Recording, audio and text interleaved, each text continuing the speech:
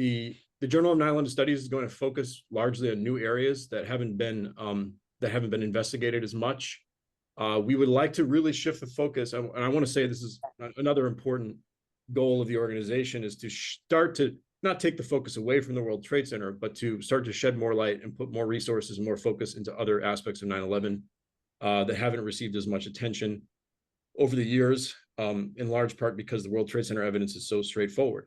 But we feel that other aspects of 9/11 are sort of fertile ground for there to be significant discoveries that could really advance our understanding of 9/11 and maybe provide evidentiary breakthroughs.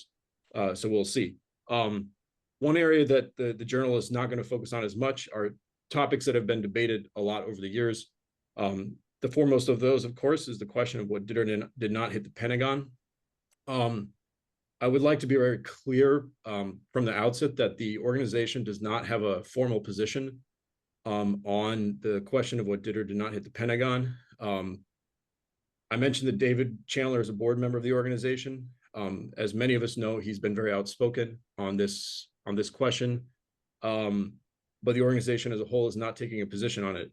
What we do want to do, rather than continuing to sort of foster the shadow or the cloud that hangs over this question, is to allow it to be discussed and debated civilly and respectfully out in the open in what we are calling this debate.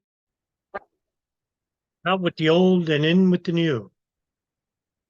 That was Ted Walter, formerly of Architects and Engineers, and now the newly minted director and creator of the group, the International Center for 9/11 Justice.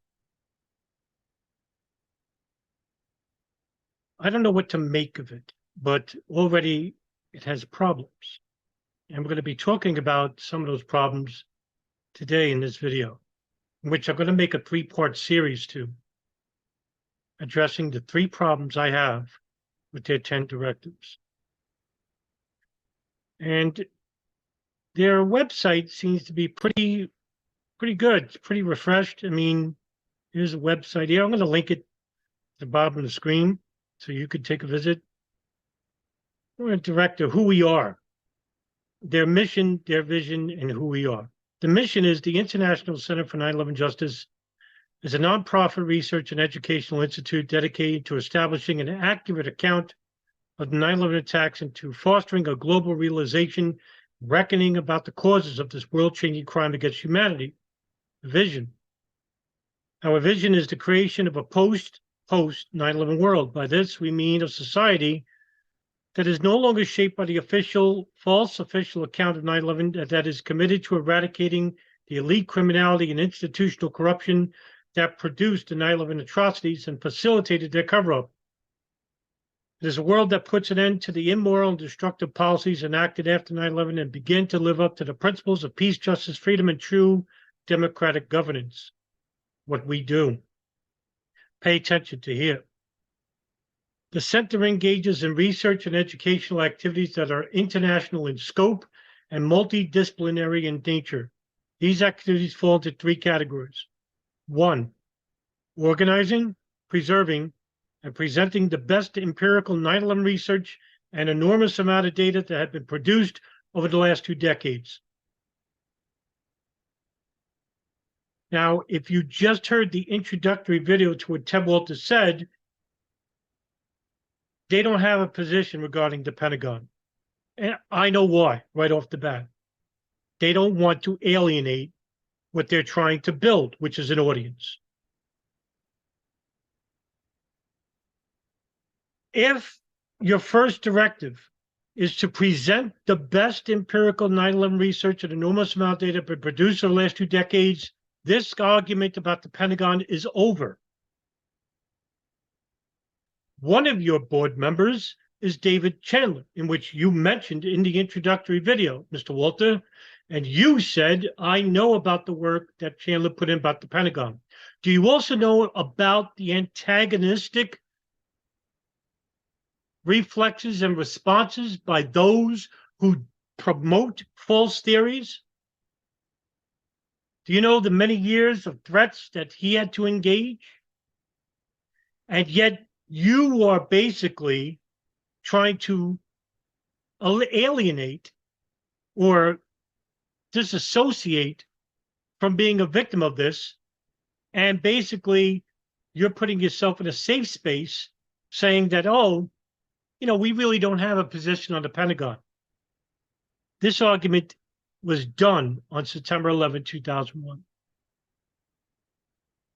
You shouldn't care what no planers think. You shouldn't care what people who promote planting debris or fake phone calls or CGI holograms or switched out drones. None of these people have empirical research or data to represent their arguments. None of these people are taken seriously on even a superficial platform, much less the alt media platform.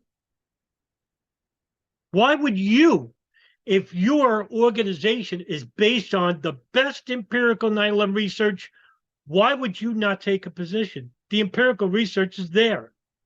From the analytical evidence, the NTSB, the FAA, radar satellite data that shows Flight 77 taking off out of Dulles, crashing into the Pentagon, the physical evidence of the landing gear, the fuselage, the flight data recorder, the human remains of passengers and crew that were found, the eyewitness evidence of over 100 people witnessing an American Airlines plane crash into the Pentagon. But you knew all this because David Chandler or Wayne Costi gave, or you saw the research that they've done regarding this in Wayne Costi's report to the 9/11 consensus panel. And what did you do, Ted Walter? You hired some of those people from the panel. People that don't believe a hijacked plane crashed at the Pentagon, like Elizabeth Woodruff or Kevin Ryan. Point 2, conducting new research into all aspects of 9/11 attacks. I'm with that because architects and engineers only focus on the physics. I understand. 9/11 consensus panel, their problem was they got a bunch of people who already said that the official narrative is false. And so they looked into research and information that acquiesced to that worldview. That's not what a researcher does. A researcher just goes by the evidence without making a prejudgment before he does the research.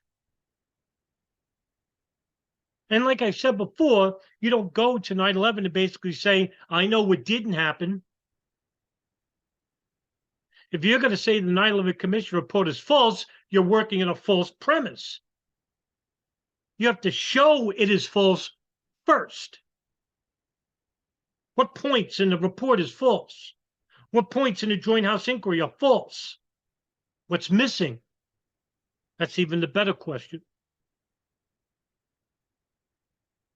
Point 3, mounting actions aimed at raising mass public awareness and sparking broad-based demand for justice for the millions of people affected by 9/11 and its aftermath. How are you going to do that? It's 22 years down the line. Last year, I went to Ground Zero. I saw Gene Laratonda, Sandra Gelmy, Dr. Richard Elfritz, Glenn Zarmanoff, and like 6 others. You're not reaching anybody.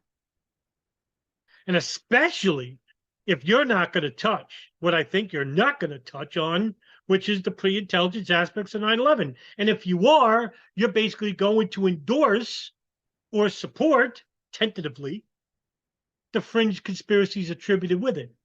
Or else you wouldn't have hired Woodruff and Ryan on your board. You think they're going to talk about the Bin Laden issue station? You think they're going to know who Tom Wilshire is?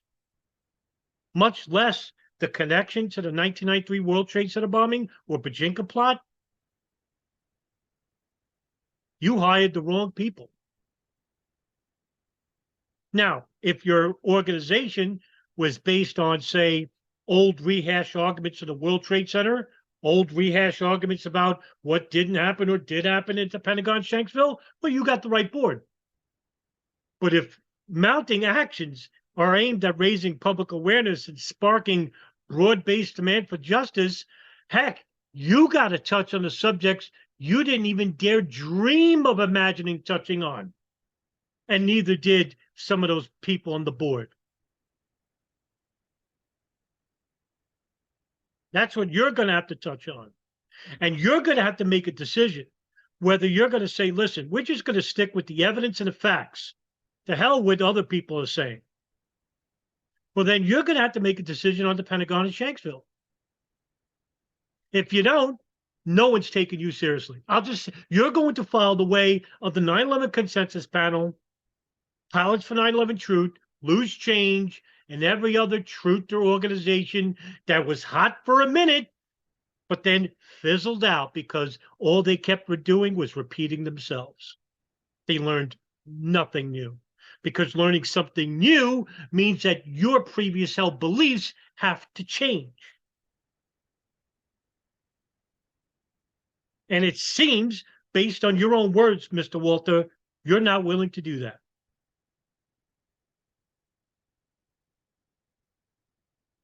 So,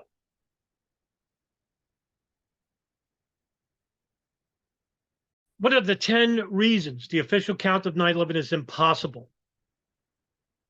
Not improbable. Look at the headline.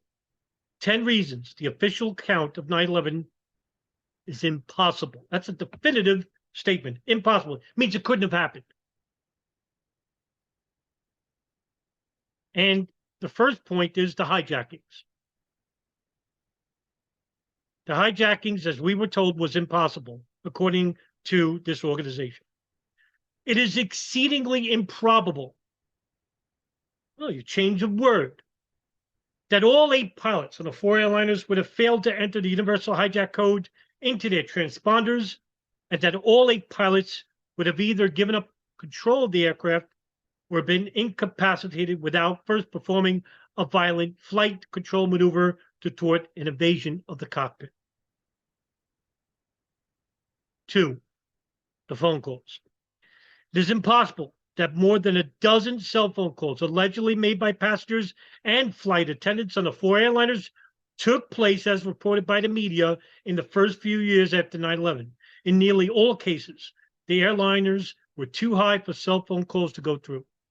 Apparently recognizing this problem, the FBI unveiled a news story during the 2006 trial of Zacchaeus Moussaoui, claiming that all of the calls, except for 2 allegedly made at a lower altitude of 5,000 feet, were made from seatback phones.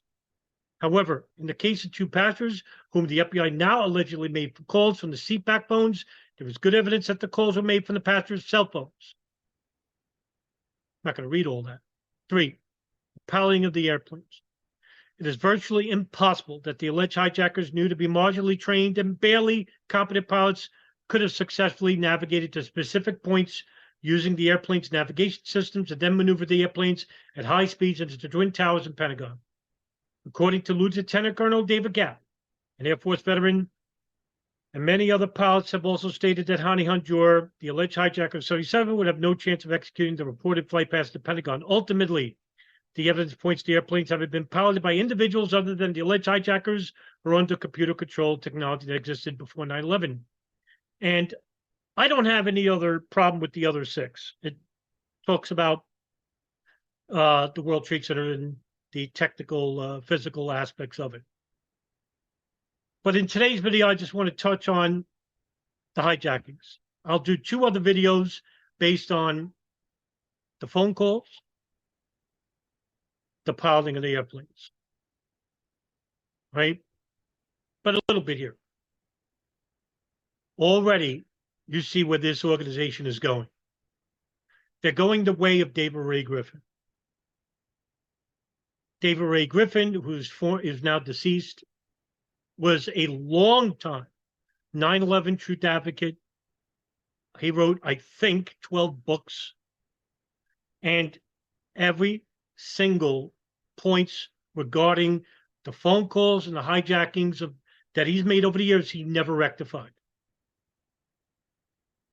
They've been repeated ad nauseum at groups like 9/11 Consensus Panel, echoed by Richard Gage, formerly of Architects and 9/11 architects and engineers of 9/11, repeated by pilots for 9/11 Truth, repeated by Loose Change. You know what happened to all these groups. They're no longer active. This is what's going to happen to Ted Walter. We have seen this before. I have yet to see a 9/11 Truth organization that touch on the pre-intelligence aspects of 9/11. Why? Because they question the hijackers. If you question the hijackers, you question and don't study the intelligence aspect connected to them. And even if you try to align the intelligence aspect to them, you're saying that they created the hijackers in the first place, or that the hijackers are patsies and living somewhere. This is where this organization is going, because they're not interested in alienating the fringe community of 9/11. They don't have the guts to do it. They just don't. Because I think Ted Walter knows he doesn't want what happened to David Chandler and Wayne Costi and Ken Jenkins and Warren Stutt and others. He doesn't need the harassment. He's a young man. He doesn't need it. He wants followers. He wants an audience. In order to get that, you have to entertain the fringe community. If you were actually just interested in the true Ted Walter, you wouldn't dare or care to entertain these people. They're nobody. I'm not talking about the victims of these people. They're victims. I'm talking about certain people like Barbara Honegger, Davon Kleist,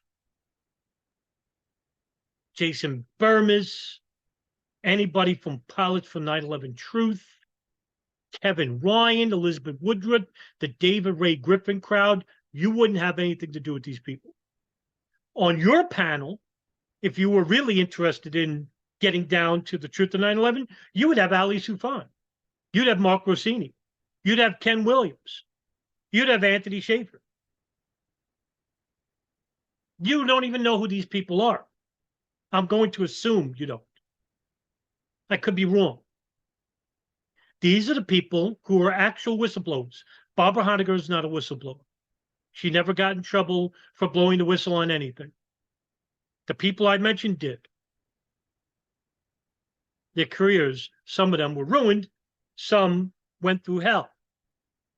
Thomas Drake was another, the biggest whistleblower of the last 50 years, since Ellsberg, or Snowden, or Manning. But in my mind, Thomas Drake is the most important when it comes to 9/11.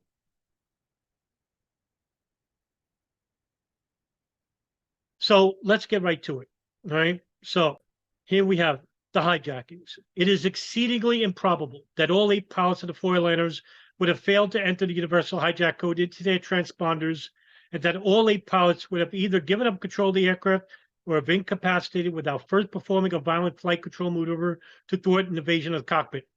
Armchair quarterbacking, that's all this is. First of all, you're comparing a traditional hijacking to a martyrdom hijacking. Mistake number one.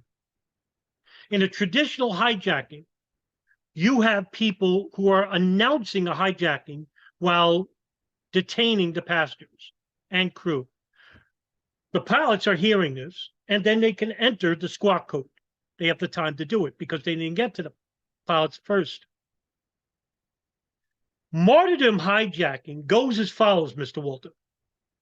They don't announce there's a hijacking because they don't want to be incapacitated. The first thing that they did was get up and go right to the cockpit before they can even do anything because they're strapped in their seats. All the hijackings took place in the air, meaning that the pilot and the first officer cannot do anything. They're strapped in their seats. Fight back, nothing. By the time they even realize what's going on, there's a razor blade to their throat. You ever make cup with a razor blade? You ain't going to do nothing. You're going to be frozen in fear. And especially if they're realizing that there's somebody in cockpit, all of a sudden there's a knife to their throat because some of these people had knives, not just box cutters, and they're already attacking you.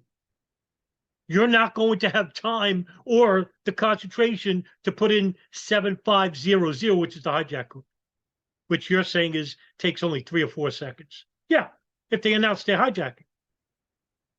Not when they're rushing into the cockpit and you're turning around to see what's going on. Because first natural reaction is you're not going to say, well, let's put the hijacking, but you're going to turn around to see what the hell's going on. What's this?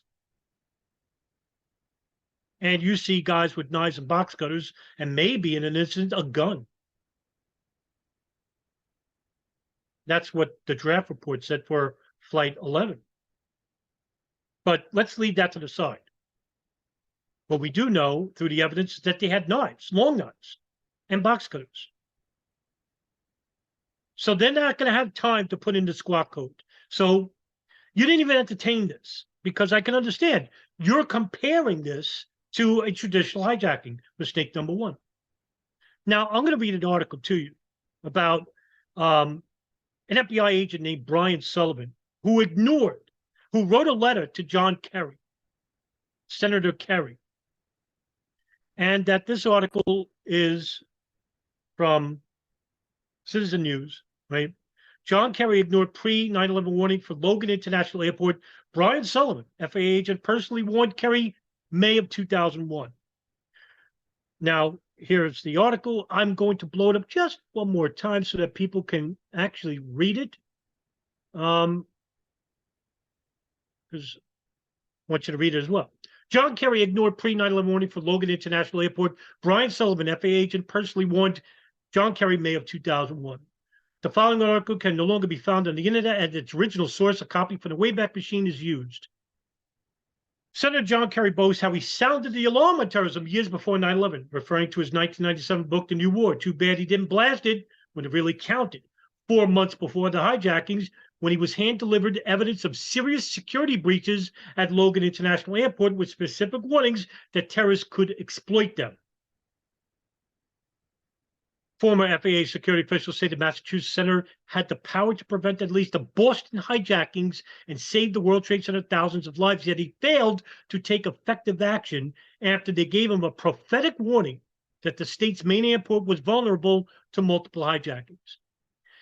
He just did the Pontius Pilate thing and passed the buck on back through the federal bureaucracy, said Brian Sullivan, a retired FAA special agent from Boston, who in May 2001 personally warned Kerry that Logan was ripe for a jihad suicide operation, a martyrdom operation, possibly involving a coordinated attack.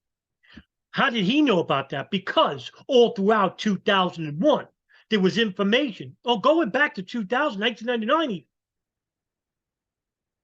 that there was information gleaned from interviewing people from the Bajinka plot and Ahmed Rassam, one of the primary operators of the Millennium Plot, which told their investigators what Al-Qaeda was planning, that they were going to hijack planes and crash them inside the United States. That's the real conspiracy, Mr. Walter, is that the government knew as far back as 96 through their interrogation of one of the Bajinka plot plotters, Abdul Hakim Murad, in which he gave Philippine investigators the secret plot to the Bajik plot where 9/11 came from, that they were going to hijack 10 planes and crash them all over the intercontinental United States. Rewind to May 6, 2001. That night, a Boston TV station aired reporter Deborah Sherman's story on an undercover investigation at Logan that Sullivan, another retired agent, helped set up. The next day, Sullivan fired off a 2-page letter to Senator Kerry highlighting the systematic failures. Quote, with the concept of jihad, do you think it would be difficult for a determined terrorist to get on a plane and destroy himself and all other passengers, he warned? Think what the result would be of a coordinated attack, which took down several domestic flights on the same day. This is May 2001. With our current screening, this is more than possible. It is almost likely. The toll from such an attack would be economic as well as human, he predicted with chilling accuracy. More than 11 weeks later, Kerry finally replied to this well-informed and anxious constituent. I have forwarded your tape to the Department of Transportation's Office of Inspector General, Department of Transportation, he said in a letter dated back July 24, 2001. Yet Sullivan had made it clear in his letter that going to his old agency was a dead end, because that's what he told them. He and other agents had complained about security lapses for years and got nowhere. The Department of Justice, Office of the Inspector General, had become an ineffective overseer of the FAA, he told Kerry. Sullivan suggested he showed the tape to peers on committees with FAA oversight. He even volunteered to testify before them, but he never heard from Kerry again. And so, here you have, in May of 2001, a letter from an FAA official who works in security, who worked for the FBI's department of this, telling them that he got intelligence that there's going to be martyrdom operators hiding inside the United States that are not going to use the traditional methods of hijackings. They're just going to rush the pilots, take over the controls, and crash the planes, which means that the FAA had their primary responsibility to use security measures, such as reinforcing the cockpit doors with better security measures, and also not allowing the flight attendants to carry the cockpit key around their neck, or to basically put a food cart in front of the door to the cockpit, or other security measures, which were never employed. By the way, they should have done this in '96, when the report from the Philippines investigators from this Bajinka operation was forwarded to the FBI. According to Louis Freeh, the director back then, said he forwarded it to the FAA. They did nothing with it. Neither did the FBI. Because the person in charge of that report is Colonel Rodolfo Mendoza. And he basically said that they did nothing with the report.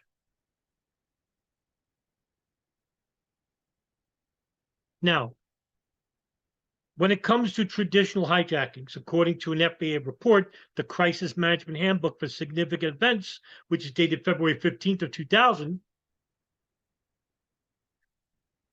and from interviews at various FAA centers, air traffic control's first response to an aircraft incident is to notify the supervisor, whether it's from the Boston Center, New York Center, Washington Center, Indianapolis Center. And then from there, they notified the traffic management unit and then the operations manager in charge. So there's a priority list here. The FAA Center now notifies the appropriate regional operations center, which in turn contacts FAA headquarters.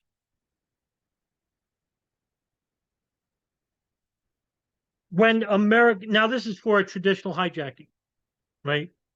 They're not prepared for a martyrdom hijacking where decisions have to be made right then and there. In a traditional hijacking, you have people that hijack the plane, announce their demands, then land somewhere. But the pilot's still alive, not incapacitated, injured, or dead. The United States was totally unprepared for this, but they shouldn't have been. Because according to that letter, which I wrote for you, which I read for you, this should have been taken care of in '96 when the intelligence community and the FAA knew about that there was going to be a threat to airline industry using people that were willing to die. And Ted Walter, you're thinking of traditional hijackings, which is a mistake. Okay? So your first point regarding the hijackings is wrong.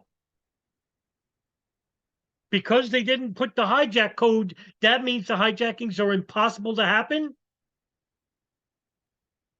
That's irresponsible. End of story. Irresponsible. Now, let's read the 9/11 Commission report on counterterrorism. Here it is. National Commission on Terrorist Attacks upon the United States. Counterterrorism evolves. Now, if you go all the way down to point 60, which is what I want to read you. Right? So right here. Okay. Right under my screen. So I'm going to blow up this again. This way you can read it together with me. All right. So we can determine what the 9/11 Commission found out from the FAA regarding hijackings, because that's important here. And it's going to start right here. Okay. Where I'm going to read it at. The final layer, security on board commercial aircraft, was not designed to counter suicide hijackings. Because before 9/11, the FAA and the security apparatus of Argonne Bright Security, Massport, the Massachusetts Port Authority, Hunter Lay Security, they were not prepared regarding martyrdom, suicide hijackings. The FAA-approved common strategy had been elaborated over decades of experience with scores of hijackings beginning in the 1960s. It taught flight crews that the best way to deal with hijackers was to accommodate their demands, get the plane to land safely, and then let law enforcement or the military handle the situation. According to the FAA, the record had shown that the longer a hijacking persisted, the more likely it was to end peacefully. The strategy operated on the fundamental assumption that the hijackers issue negotiable demands more often for asylum or the release of a prisoner. And that, as one FAA official put it, suicide wasn't in the game plan of hijackers. FAA training material provided no guidance for flight crews should violence occur. And there you have it. The FAA and airline security industry, as well as the crew, were woefully unprepared for suicide hijackings. And like I said before, Mr. Walter, was that these people were not interested in having their demands met because their decision was made before they even hijacked the planes. It was to rush the cockpit, disable the pilots, and take over the cockpit controls and crash the airplane into the designated target, because the message was clear. Violence was the message. The method and the means were the precursory to it. They didn't care about politics. They didn't care about release of prisoners. They wanted to send the United States a message that you don't understand, Mr. Walter, or most truthers don't, because it's something that you never studied before. The message is relating to U.S. foreign policy through the Wahhabi mentality, not the Islamic mentality. These people aren't Muslims. And I'm pretty sure that you never studied Wahhabism either. These are issues you have to take into account. It's something that I've tried to echo throughout years of uploading material on my channel and to talking with truthers, the advocates, the leaders, self-appointed ones. But they ignored me, called me a 9/11 official denier, a conspiracy theorist. Myself, the official narrative where you defend you're part of the government. Kevin Ryan thinks I'm a CIA agent or officer. He told me this, even though I never commiserated with him before.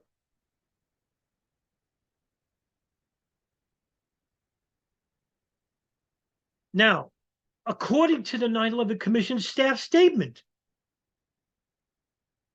which is here, the common strategy. The anti-hijacking training for civil aviation aircraft crews in place on 9/11 was based on previous experience with domestic and international hijacking and other hostage situations. Again, this is the staff statement. The staffers of the 9/11 Commission wrote this. And through their evidence of obtaining from the FAA, from the National Transportation Safety Board, from the security apparatuses at Logan, Dulles, and Newark, from interviewing FAA officials like Monty Belger or Jane Garvey. It was aimed at getting passengers, crew, and hijackers safely landed. It offered little guidance for confronting a suicide hijacking, which the crew was woefully unprepared for. Usually it's a woman that talks to the men because it calms them down. They don't see the woman as a physical threat. In this case, they killed the women because according to the Wahhabi, they degrade women. And in Muhammad Atta's Al-Qaeda manual regarding the hijacking, the plane's operation, they were to use razor blades because to cut the throat of one person and see the blood spray everywhere would fearfully incapacitate anyone to trying to fight back. Or if they even had knives on this plane, which they did. Puts the fear into people, seeing blood splatter everywhere. A person gasping for air while their throat is cut. And according to you armchair quarterbackers, especially in the fringe conspiracy movement, well, they should have fought back. And, I would have, the pilots are tough. They're from Vietnam. Well, they're not so tough. They're strapped into their chairs. And there's a knife to their neck. Air carrier responsibilities for security and anti-hijacking training for flight crews was set forth in the Air Carrier Standard Security Program. In addition to specifying several hours of security training, it provided an outline of in-flight hijacking tactics for both the cockpit and cabin crews. Among other things, this outline advised air crews to refrain from trying to overpower or negotiate with hijackers, to land the aircraft as soon as possible, to communicate with authorities, or to try delaying tactics. That's right. But these people weren't caring. The only tactic that they wanted was to get to the control of the aircraft. Because the pod hijackers had training in flying the plane. They didn't need the pods for anything.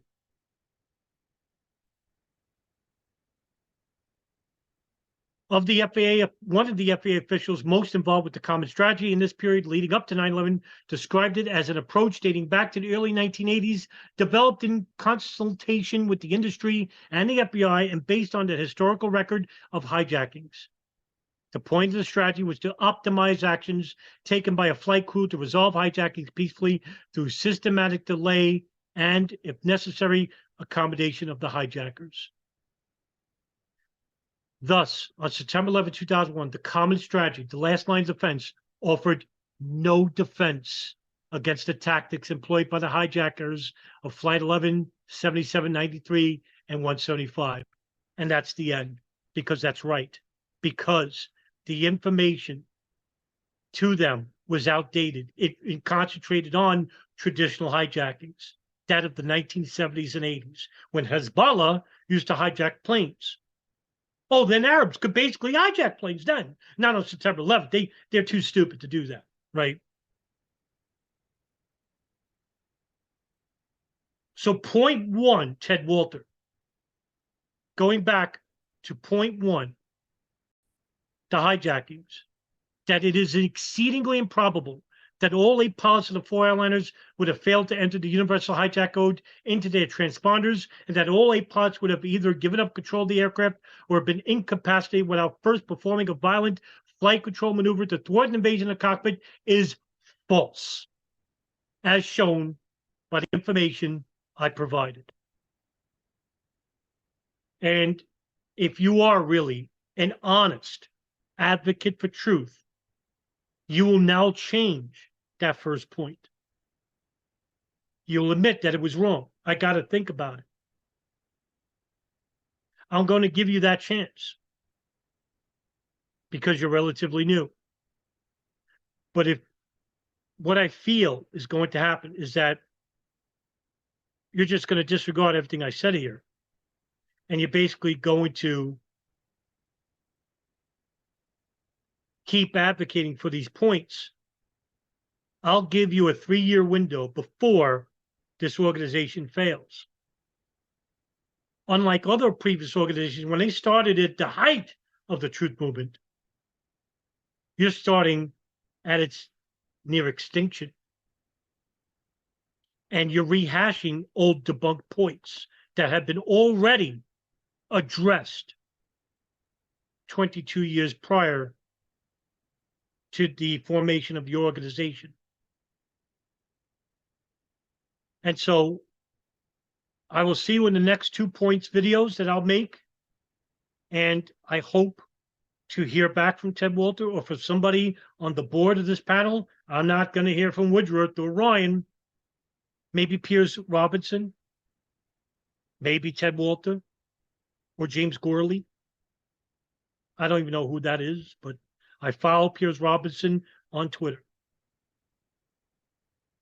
David Chandler, I wouldn't want to be in your shoes because they're already admitting that, hey, your work is good, but not that good because I'm not going to risk my neck out for you. And you're just going to go along with this. It hurts your reputation because the public sees this. I'm not talking about the fringe public, Mr. Chandler. Talk about when the public sees this, the public that's a little bit aware about 9/11, they're going to say, wow, he fell off. That's exactly what's going to happen to you. So you have to do some thinking here, Mr. Chandler. If you're a real truth advocate, Mr. Walter, you'll make the changes. If not, you won't. See you in the next video.